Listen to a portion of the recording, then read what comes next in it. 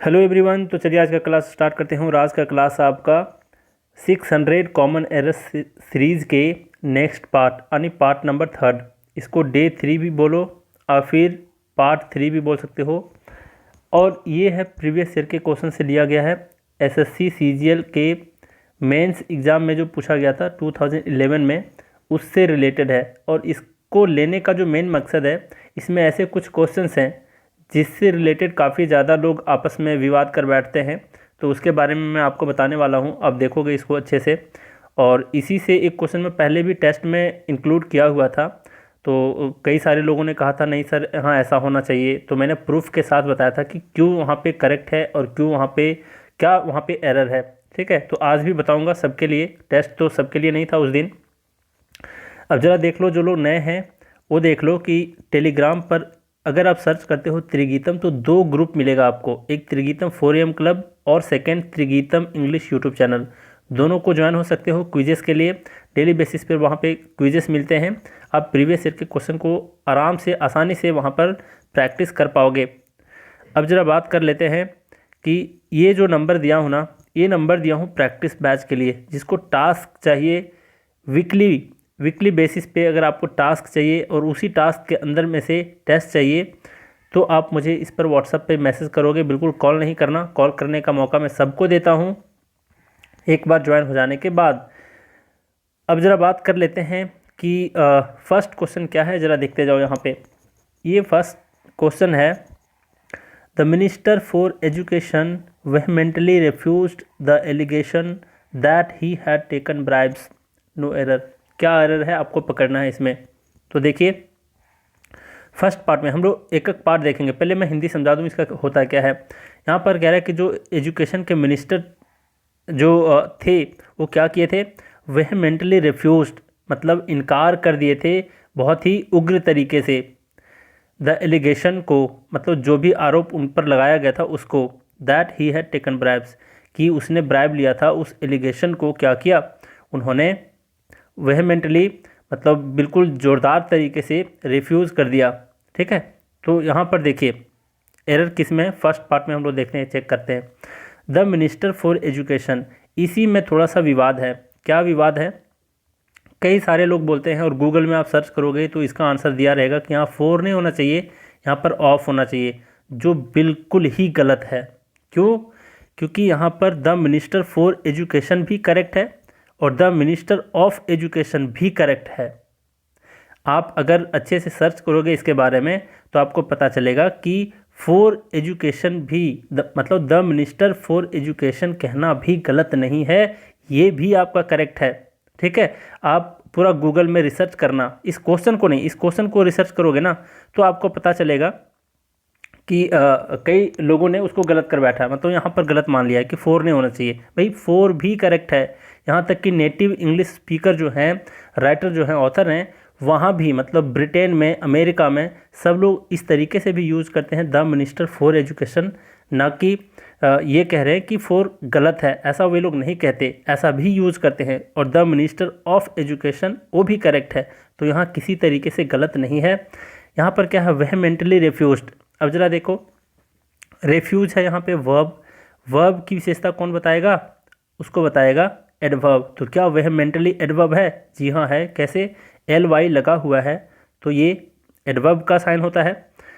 तो यहाँ भी कोई अब यहाँ पर एरर नहीं है।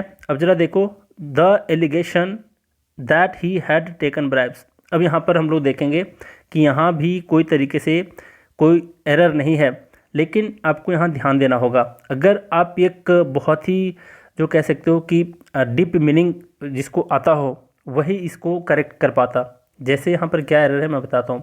यहाँ एरर है आपका रिफ्यूज्ड में, यहाँ रिफ्यूज्ड नहीं होना चाहिए, इसके जगह पे डिनाइड होना चाहिए। क्या होना चाहिए? डिनाइड होना चाहिए।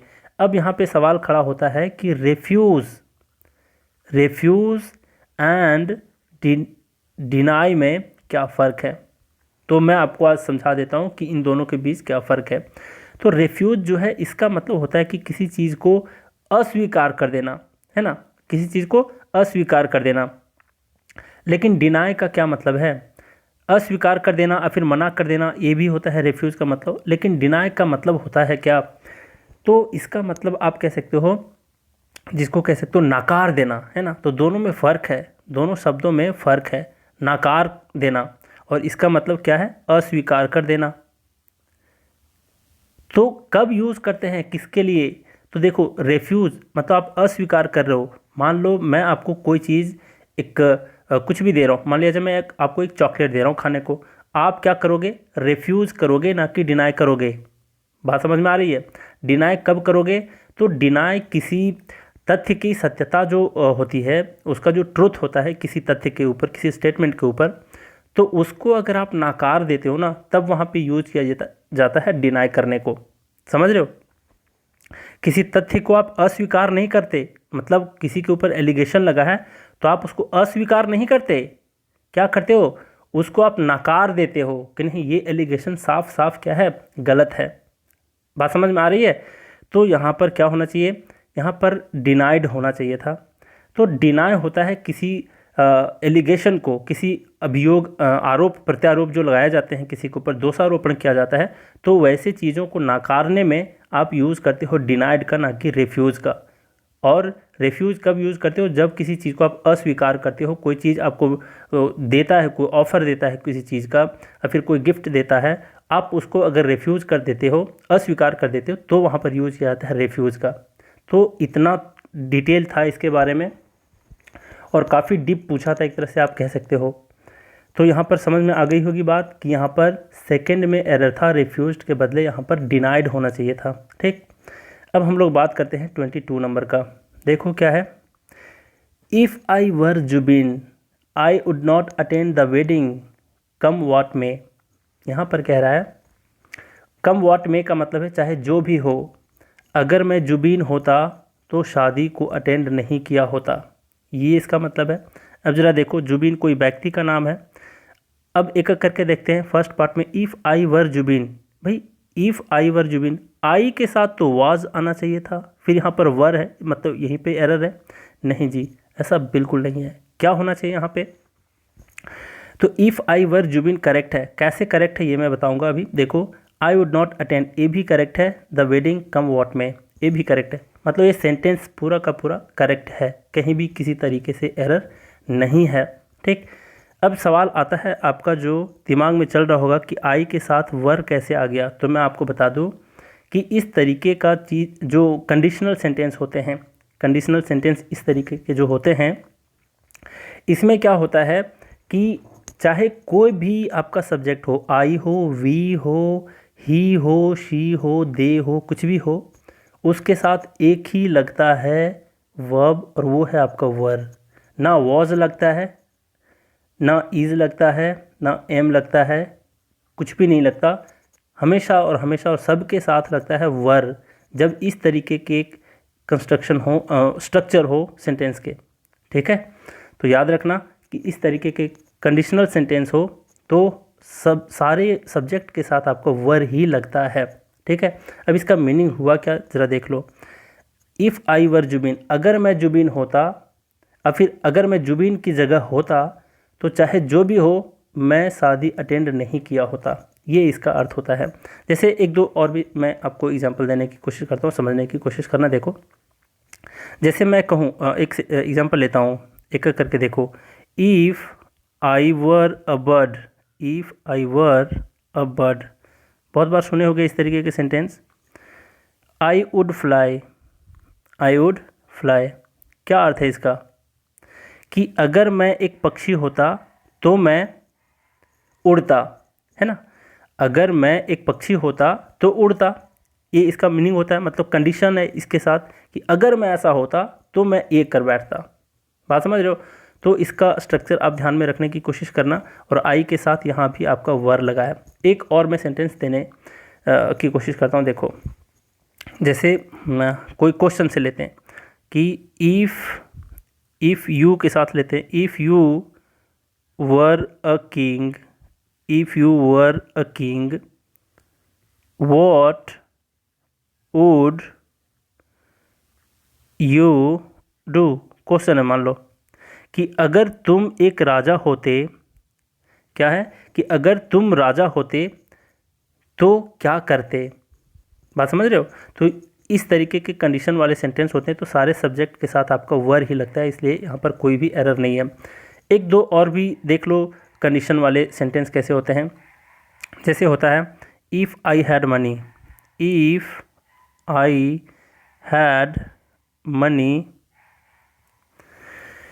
I would help, I would help her.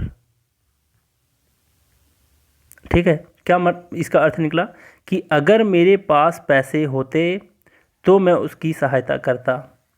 देख रहे हो यहाँ भी, यहाँ हैड है, यहाँ पर आई के साथ वर कब लगता है, जब इसके बाद कोई नाउन आने वाला होता है। ठीक है, जैसे अगर मैं ऐसा होता तो ऐसा कर बैठता, तो यहाँ पर क्या है, हैड का प्रयोग हुआ है आपका एक तरह से। देखो तो इस स्ट्रक्चर को भी आप याद कर लेना और ध्यान में रखने की कोशिश करना, जो लोग नहीं ये कंडीशनल सेंटेंस को नहीं पढ़े होंगे। जैसे एक तरीके का और भी कंडीशनल सेंटेंस होता है, देख लो। जैसे यहाँ पर मैं लूँ कि इफ़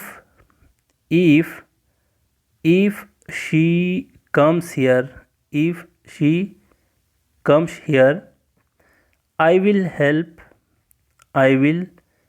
हेल्प हर। ठीक है, क्या मतलब हुआ कि अगर वह यहाँ आएगी तो मैं उसकी सहायता करूँगा, ये इसका अर्थ हुआ। अब यहाँ पर कम्स है, मतलब अगर वह यहाँ आती तो मैं उसकी मदद करता, ऐसा नहीं कहा जाता इसको दोनों सेंटेंस को फ्यूचर में ही कहा जाता है कि अगर वह यहाँ आएगी मैं उसकी मदद करूँगा, ना कि यहाँ वह आती है तब मैं मदद करूँगा। समझने की कोशिश करना ऐसा क्यों होता है। ऐसा हिंदी में अगर कोई कहे कि अगर वह यहाँ आएगी तो मैं उसकी सहायता करूँगा, तो भी यहाँ पर कम्स ही होगा। क्यों होगा, जब इस तरीके के कंडीशनल सेंटेंस होते हैं तो जो कंडीशन वाला पार्ट होता है, जो ये क्लॉज होता है, पार्ट होता है, इसमें यूज होता है आपका प्रेजेंट इंडेफिनिट टेंस, और सेकंड पार्ट इसका यूज होता है फ्यूचर सिंपल टेंस और फिर फ्यूचर इंडेफिनिट टेंस। ध्यान से समझने की कोशिश करना, ठीक है। तो ये इसका स्ट्रक्चर होता है और इसका हिंदी में मीनिंग होता है कि अगर वह यहाँ आएगी तो मैं उसकी मदद करूँगा। बात समझ रहे हो, ना कि वह यहाँ आती है तब मैं उसकी मदद करूँगा। कहने में कह सकते हो लेकिन परफेक्ट नहीं है वैसा कहना, ठीक है। तो ये फ्यूचर का सेंस दे रहा होता है एक तरह से। एक और यहाँ मैं देने की कोशिश करता हूँ। देखो कंडीशन में बहुत सारे सेंटेंस होते हैं। जैसे क्या क्या होता है कि if she had come to Trigitam, short में लिखता हूँ Trigitam academy, if she had come to Trigitam academy she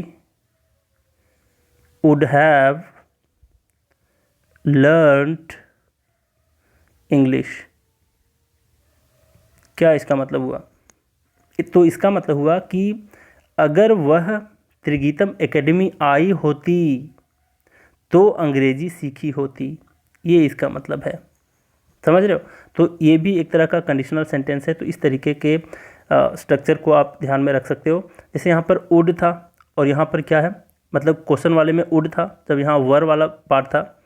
यहाँ पर क्या है, शी हैड वाला पार्ट है और वर्ब का थर्ड फॉर्म है। तो यहाँ पर क्या है, वुड हैव वर्ब का थर्ड फॉर्म है।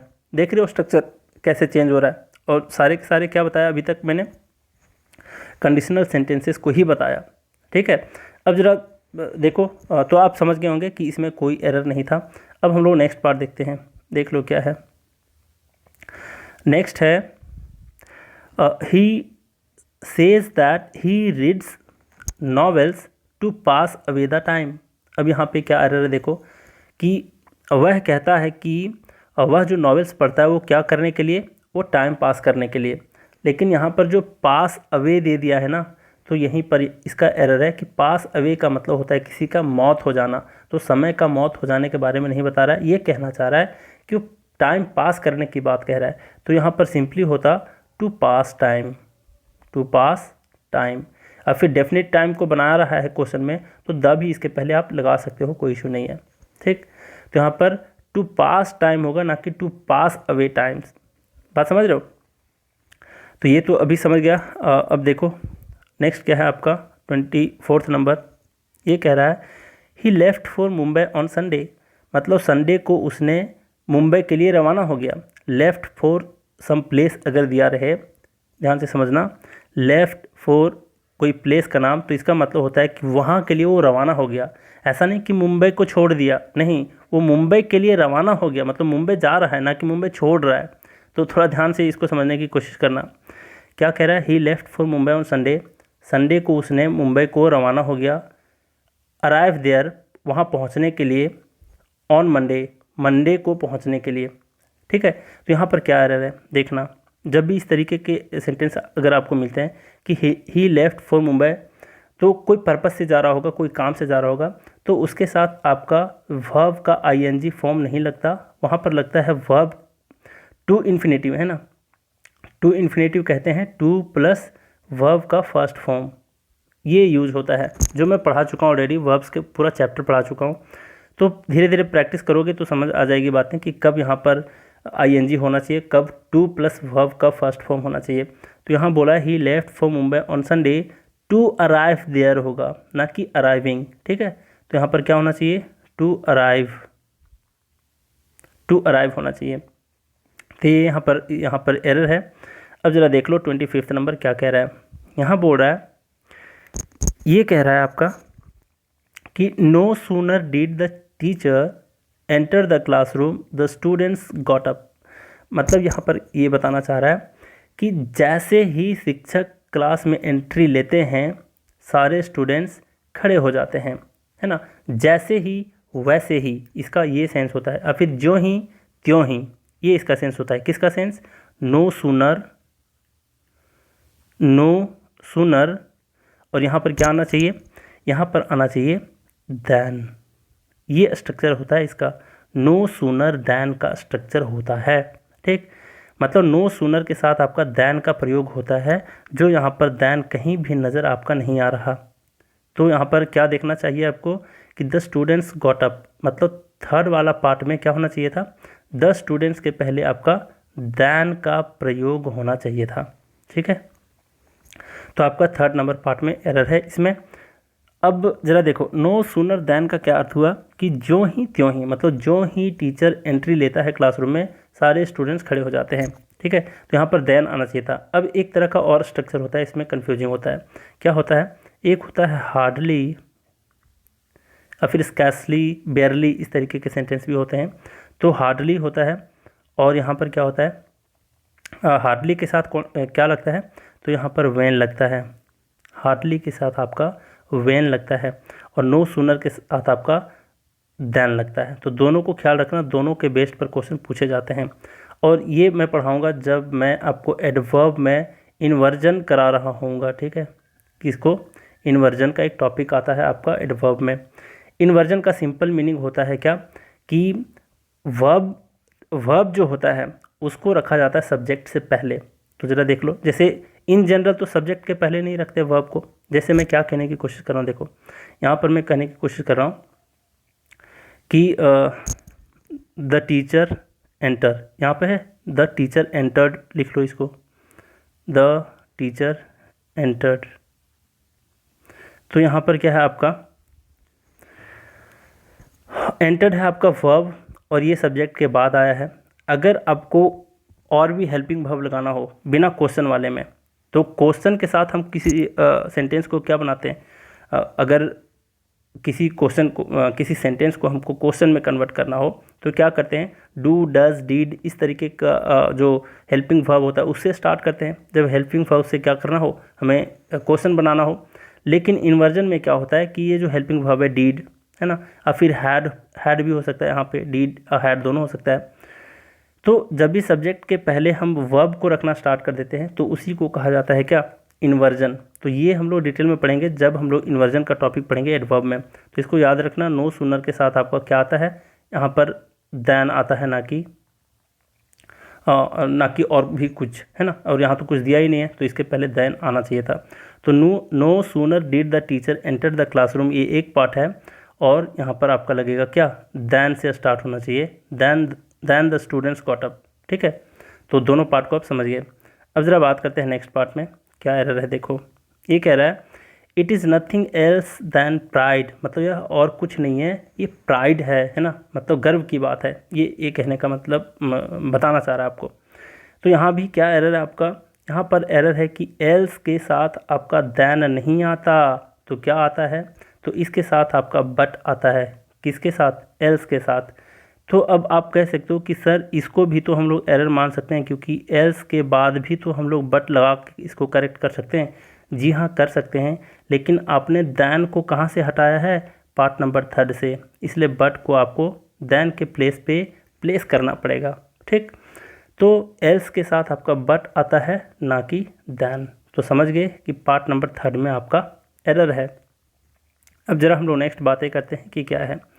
ये कह रहा है कि टू द ऑर्डिनरी मैन, मैं इसका सेंटेंस का एक बार मीनिंग बता देना चाहता हूँ। देखो, to the ordinary man in fact, कि जो एक सामान्य व्यक्ति होता है उसके लिए वास्तव में, है ना, उसके लिए कहाँ दिया है इंग्लिश, टू का मतलब ही हो गया के लिए, है ना। तो एक साधारण इंसान के लिए वास्तव में द पिलिंग ऑफ बेल्स, पिलिंग का मतलब होता है झंझनाहट या फिर खनखनाहट की जो आवाज़ आती है, जो भी इसका साउंड आप बोल सकते हो बेल्स को, तो पिलिंग भी कहलाता है इसका sound.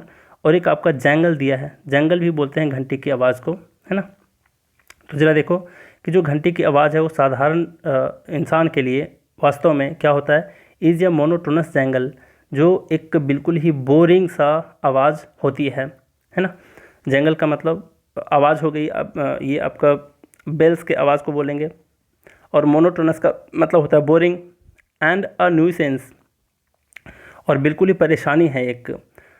टॉलरेबली only when mitigated by remote distance and sentimental association, मतलब ये कहने की कोशिश कर रहा है कि जब भी कोई भावनात्मक रूप से जुड़ा हुआ हो कोई साउंड, मान लीजिए कोई चर्च में हो, मंदिर में हो, और बहुत रिमोट डिस्टेंस में हो, मतलब बहुत दूर से आवाज़ आ रही हो, और धीरे धीरे जब देखते हो आप घंटी बजाते हो तो उसका साउंड थोड़ा सा धीमा पड़ जाता है, मिटिगेटेड हो जाता है, मतलब कम हो जाता है।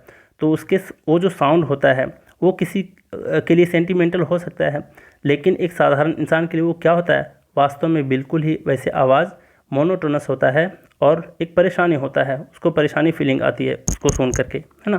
क्या जानने गया वो कि कहाँ मंदिर में बज रहा है या फिर चर्च में बज रहा है, कौन बजा रहा है, तो उसी के बारे में बताना चाह रहा है। तो यहाँ पर क्या एरर है देखते जाओ। To the ordinary man in fact, कोई गलती नहीं यहाँ तक। द पिलिंग ऑफ बेल्स, ये भी करेक्ट है आपका।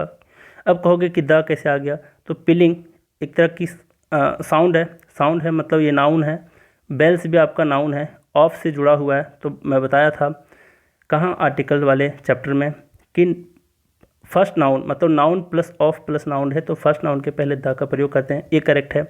Is a monotonous jangle and a nuisance, मतलब एक बोरिंग आवाज़ है और एक परेशानी है। टॉलरेबली, अब यहाँ पे देखो टॉलरेबली मतलब ये एडवर्ब है। एडवर्ब किसकी विशेषता बताता है, वर्ब की, लेकिन ये बताना चाह रहा है एक न्यूसेंस मतलब एक नाउन है, परेशानी एक नाउन है, जैंगल किसी की आवाज़ है, मतलब बेल की आवाज़ है, ये भी नाउन है। तो इन दोनों, देख रहे हो एंड से जुड़ा हुआ, मतलब इन दोनों की विशेषता कौन बताना चाह रहा है, टॉलरेबली। तो टॉलरेबली कैसे होगा यहाँ पे, ये तो वर्ब की विशेषता बता रहा होना चाहिए था ना। तो ये नाउन है, तो नाउन की विशेषता कौन बताता है, एडजेक्टिव, ना कि एडवर्ब। ठीक है, तो यहाँ पर टॉलरेबली के जगह पर क्या होना चाहिए, टॉलरेबल। समझ गए, तो टॉलरेबली के जगह पर टॉलरेबल होना चाहिए। एक काफ़ी लंबा सेंटेंस था, आपको मिसगाइड कर सकता है एग्जाम में, तो आपको सोच समझ करके यहाँ पर इसको आंसर करने चाहिए थे। प्रैक्टिस से आते हैं चीज़ें। आप सोचोगे कि अचानक 2-4 दिन पढ़ करके हम बिल्कुल ही रातों रात महान बन जाएं, तो ये पॉसिबल नहीं है। इसके लिए आपको मेहनत करने पड़ेंगे। आज मैं ही टीचर बन गया, तो टीचर बनने के पीछे भी बहुत कहानियाँ हैं, बहुत लंबी कहानी है, बहुत ज़्यादा मेहनत है, तब जा करके कहीं कोई टीचर बन पाता है। तो आपको भी अगर कोई एग्ज़ाम क्रैक करने हैं तो क्या करना होगा, खूब मेहनत करने होंगे, और पेशेंस बहुत बड़ा की है। पढ़ना प्लस प्रैक्टिस करना प्लस पेशेंस, परसिवरेंस, ये सभी जो पी वाले चीज़ है ना भैया, ये बहुत ही गजब की चीज़ें हैं। मतलब ये चीज़ें आपके अंदर होनी चाहिए। अब देख लो यहाँ पर क्या कह रहा है, यहाँ कह रहा है the increasing mechanisation of life have led us farther away from daily contact with nature and the crafts of the farm. क्या बताना चाह रहा है, देखो कि जो ज़िंदगी में ये जो भाग दौड़ की ज़िंदगी है ना, मैकेनाइजेशन का मतलब बताना चाह रहा है कि जो हमारी ज़िंदगी किस पर निर्भर होते जा रही है, मशीनों के ऊपर, है ना। आंतरिक आंतरिक भी बोलते हैं उसको हिंदी में। तो मैकेनिकल चीज़ों के ऊपर आप कह सकते हो मशीन से रिलेटेड, है ना। मशीन से रिलेटेड जो बढ़ रही है हमारी ज़िंदगी, उसने किस चीज़ को उत्पन्न किया है, हैड लेड अस, मतलब किस चीज़ को उत्पन्न किया है, फिर किस चीज़ के योर हमें ले जा रहा है, ये इसका मतलब है। तो हमें नेचर के साथ जो डेली कांटेक्ट होता है उससे कहीं दूर ले करके चला जा रहा है, समझ रहे हो। तो यहाँ पर देखने की कोशिश आपको क्या करनी है कि इसमें एरर है कहाँ। तो ज़रा देखो, एक एक करके पढ़ते हैं। The increasing mechanisation of life, कहीं एरर यहाँ पर नहीं है। द क्यों आया है, क्योंकि इंक्रीजिंग मैकेनाइजेशन आपका नाउन है, लाइफ भी आपका नाउन है और आपका ऑफ से जुड़ा हुआ है, इसलिए पहले नाउन के पहले द का प्रयोग हुआ है, मतलब ये करेक्ट है। अब यहाँ पर have led us farther away from daily contact with nature, अब यहाँ पे क्या एरर है, देखो हैव है यहाँ पे, तो हैव है, इसका मतलब यहाँ पे सब्जेक्ट क्या होना चाहिए, प्लूरल में, लेकिन हम देख रहे हैं कि the increasing mechanisation of life जो है ये सिंगुलर नाउन है। क्या है, सिंगुलर नाउन है। तो सिंगुलर नाउन के लिए आप हैव कैसे दे दोगे, इसके लिए यहाँ क्या आना चाहिए, हैज़ आना चाहिए, ठीक है। तो यहाँ पर आपका हैव के प्लेस पे हैज़ होना चाहिए, ना कि हैव, ठीक। तो यहाँ पे कहाँ एरर है ये भी समझिए पार्ट नंबर सेकंड में। अब आगे की ओर बढ़ते हैं, देखते हैं क्या कह रहा है ये। If you have a way with words, क्या कहने का मतलब है, if you have a way with words, इसका जो मतलब होता है ना, इसका मतलब होता है कि अगर आप जुबान के पक्के इंसान हो, इस टाइप का ये सेंस दे रहा होता है कि अगर आप अपने शब्दों के पक्के हो और a good sense of design, अगर आपका गुड सेंस ऑफ डिज़ाइन है एंड एडमिनिस्ट्रेशन एबिलिटी, और आपके अंदर जो है वो एक कह सकते हो कि प्रशासनिक जो होता है एबिलिटी है, तो क्या कर सकते हो, you may enjoy working in the high pressure world of advertising. तो इस वर्ल्ड ऑफ एडवर्टाइजिंग में जो बिल्कुल ही हाई प्रेशर वाली होती है, यहाँ पे आप क्या कर सकते हो, काम करना बिल्कुल ही एंजॉय कर सकते हो। यहाँ पर कहाँ एरर है ज़रा ढूंढने की कोशिश करो, एक एक करके देखते हैं। इफ़ यू हैव या वे विथ वर्ड्स, यहाँ पर कोई एरर नहीं है। A good sense of design, ये भी करेक्ट है। एंड एडमिनिस्ट्रेशन एबिलिटी, अब यहाँ पे देखेंगे कि क्या एरर कुछ नज़र आ रहा है। यहाँ पर चेक करो, एडमिनिस्ट्रेशन क्या है, आपका ये एक नाउन है ना, मतलब कह सकते हो इसको एडमिनिस्ट्रेशन मतलब प्रशासन कह सकते हो, है ना, प्रशासन कह सकते हो। एडमिनिस्ट्रेशन का मतलब होता है प्रशासन, ना कि प्रशासनिक। तो एडमिनिस्ट्रेशन का मतलब होता है प्रशासन, और ये एक आपका नाउन है। एबिलिटी, एबिलिटी मतलब योग्यता, किसी की योग्यता के बारे में बात कर रहा है, तो ये भी आपका क्या है, नाउन है। तो नाउन की विशेषता नाउन भला कैसे बता सकता है, तो इसको क्या करना पड़ेगा, एडमिनिस्ट्रेशन को आपको एडजेक्टिव बनाना पड़ेगा। तो इसका एडजेक्टिव क्या होता है, तो इसका एडजेक्टिव होता है एडमिनिस्ट्रेटिव। क्या होता है, देख लो यहाँ पे, एडमिनिस्ट्रेटिव, ठीक है, जिसका मतलब होता है प्रशासकीय, है ना, जिसका मतलब प्रशासनिक बोल सकते हो, प्रशासनिक। तो इसका मतलब होता है प्रशासनिक योग्यता। तो अगर इसको एडमिनिस्ट्रेटिव लिखते हो तो यहाँ पे एडजेक्टिव बन जाता है, और एडजेक्टिव ही एक नाउन की विशेषता बता रहा होता है।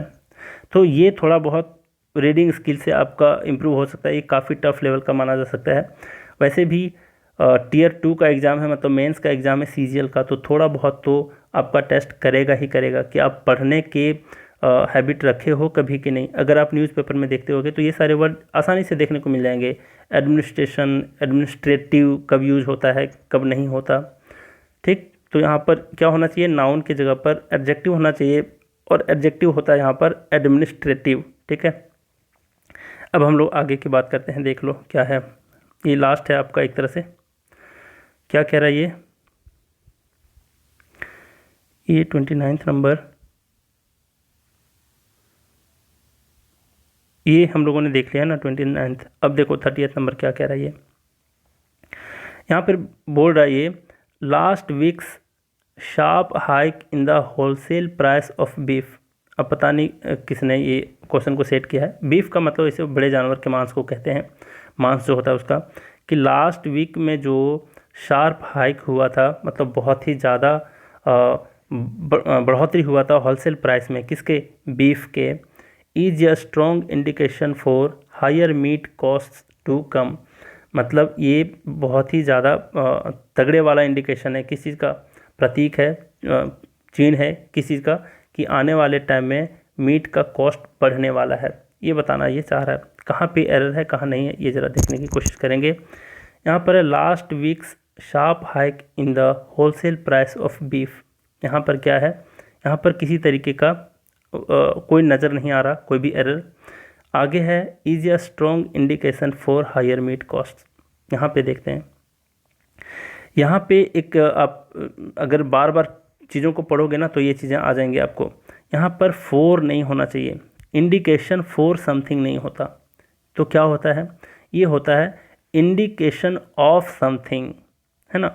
तो फोर की जगह पर यहाँ पर ऑफ होना चाहिए। अब ये चीज़ आएंगी कैसे आपको, जब आप फिक्स प्रीपोजिशन के टॉपिक को अच्छे से करोगे तो आपके अंदर इतना सारा जो कह सकते हो इंट्यूशन क्रिएट हो जाएगा ना, कि आपको बातें समझ में आने लगेंगी कि जो चीज़ आप कभी नहीं भी पढ़े हो ना, प्रैक्टिस करने के बाद उस चीज़ में भी आपको पता चल जाएगा कि क्या होना चाहिए। तो यहाँ पर इंडिकेशन फॉर समथिंग नहीं होता, इंडिकेशन ऑफ समथिंग होता है। तो याद रखना, इंडिकेशन के साथ आपका कौन सा फिक्स प्रीपोजिशन लगता है, ऑफ लगता है, ना कि फोर। तो यहाँ पर ऑफ की जगह फोर होना चाहिए, ठीक है। तो हम लोग 38 तक देखें और कोशिश किए कि काफ़ी कुछ सीखें। तो आगे के पार्ट में लाता रहूँगा, 10-10 क्वेश्चन ही लाऊंगा यार, काफ़ी ज़्यादा बोलना पड़ता है, टाइम भी लगता है, काफ़ी माथा पच्ची लगता है मुझे लॉन्ग वीडियो बनाने में वैसे। तो आप लोग इस वीडियो को लाइक करना, अगर आप चाहते हो कि मैं इसको पूरा कंप्लीट कराऊं, जल्दी से कराऊं, तो आप लोग भी मुझे मोटिवेट कर सकते हो। किस तरीके से, बिल्कुल ही लाइक करके, शेयर करके अपने दोस्तों के साथ, और कमेंट भी आप लोग कर सकते हो कि आपको किस तरह के कंटेंट चाहिए, क्या ये सही तरीका है पढ़ाने का, या फिर थोड़ा फास्ट चाहिए या स्लो चाहिए, ठीक है। तो अपना आप राय रख सकते हो वहाँ पे, लेकिन हाँ 10-10 क्वेश्चन ही डेली कराने की कोशिश करूँगा, इसलिए क्योंकि बहुत ज़्यादा मुझे बोलना पड़ता है ना। और वैसे आजकल तो मैं कोशिश कर रहा हूँ, पिछले 6 दिनों से वीडियो नहीं लाया था, तो मैं सोच रहा हूँ कि जितनी जल्दी हो सके उतनी जल्दी मैं इस कोर्स को कंप्लीट करूँ, मैक्सिमम से मैक्सिमम वीडियोस को बना पाऊँ आप लोगों के लिए, ठीक है। तो आप लोग भी मेरी मदद करो, सपोर्ट करो, लाइक करके, शेयर करके। लाइक करने से भी बहुत होता है फ़ायदा, पैसे नहीं मिलते उसके, लेकिन लाइक करने से ये फ़ायदा होता है, लोग देखते हैं तो कहते हैं हाँ भाई कंटेंट अच्छा होगा, तभी तो लाइक्स भी अच्छे हैं। तो अगर आप लोग को दिल से पसंद है तो दिल से लाइक ज़रूर करना। तो चलिए आज का क्लास हम लोग यहीं रैप अप करते हैं। Thank you very much.